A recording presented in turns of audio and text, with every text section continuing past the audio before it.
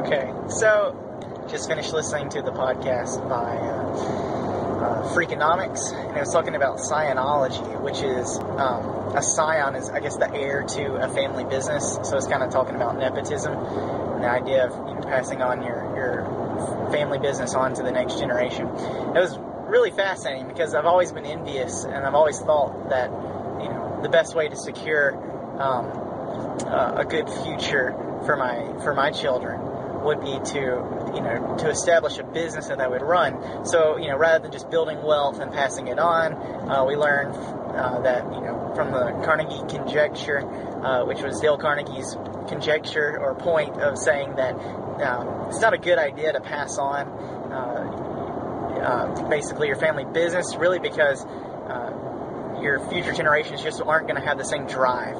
They're not going to have the same abilities. They're not going to be born into the same environment. So even though they might share your same DNA or parts of your DNA, just, your behavioral differences, are pretty much just like 50% genetic. The rest of it is based upon your environment. So his point being that it's not a good idea to pass on your family business. Of course, as we've seen from the Hiltons and stuff like that, having these children that are raised up in tremendous amounts of money is not good by any means either, because they, even though they might, make money themselves, like the Paris Hiltons have been able to do, they've also, I guess, defamed their name, their family name, in many ways. So, obviously, you wouldn't want to pass that on to your children.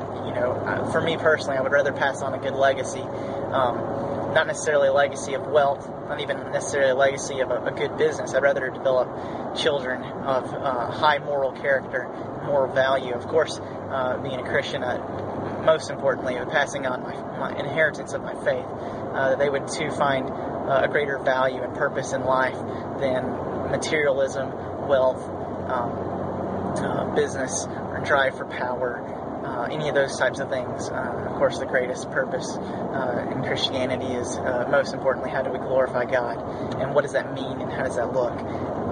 So that would be, what I would most want to pass on to my children. Of course, I'd always toyed with the idea of passing on, starting my own business, so that way I could pass that on as a means of security for my children.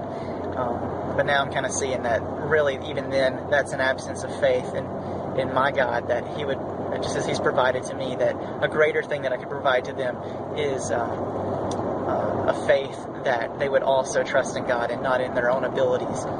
So, a really fascinating podcast. It really got me thinking about a lot of different things. I love the facts that they offer in the podcast. Things like, they talked about Anheuser-Busch, how they were several generations passed down, they talked especially about the third and fourth generation of the Bushes, and how just their culture was just crazy in terms of they would, when a Bush baby was born, this is the Budwiser brand, that they would actually, the first drink would be like minutes after they were born, like 5 drops of beer into their mouth, indoctrinating them into the company, welcoming in. Before they even had milk, they were drinking beer. Which is just mind-blowing how, kind of the drive these people had in terms of developing their company. So that was the third was very powerful, really expanded the company of Bush, of Budweiser.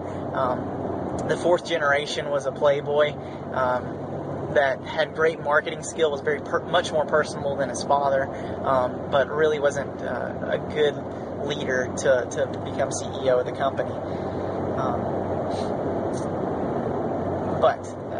So that was an interesting article.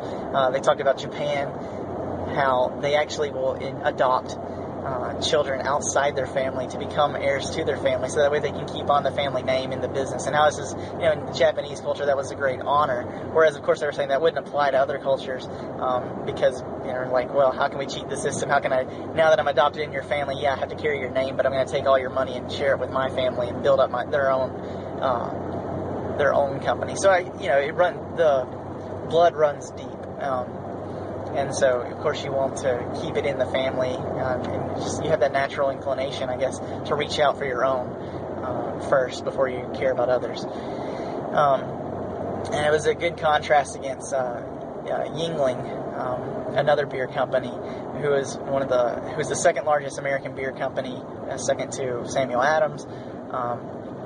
Really was impressed by Yuengling. They grew the company very slowly. The way they grew it, though, the son who actually, his father wasn't ready to relinquish command of it. The son had a great drive to expand the business, and so he actually went out and bought and started up another beer company, and Pabst, presumably Blue Ribbon, and Rolling Rock. So those are two beers that he created, well-known beers, and eventually he did acquire his father's company, Yuengling, when he was like the 7th generation.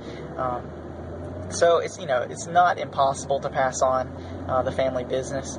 I think there's something really cool to passing on a trade, kind of like in the oldest. If we look back to the medieval times, the smiths were presumably people who came from smith makers or ironsmiths that would, forge metals into weapons and tools and things like that. And kind of the idea that you're passing on, you're building up a legacy by your occupation. Of course, in the new generation where occupations evolve so quickly, what would be the benefit of that, since what you develop now might not even exist in 20 to 50 years, or let alone 100 to a couple hundred years, or especially considering multiple generations. So anyways, fascinating article, always a good one. Thanks for listening.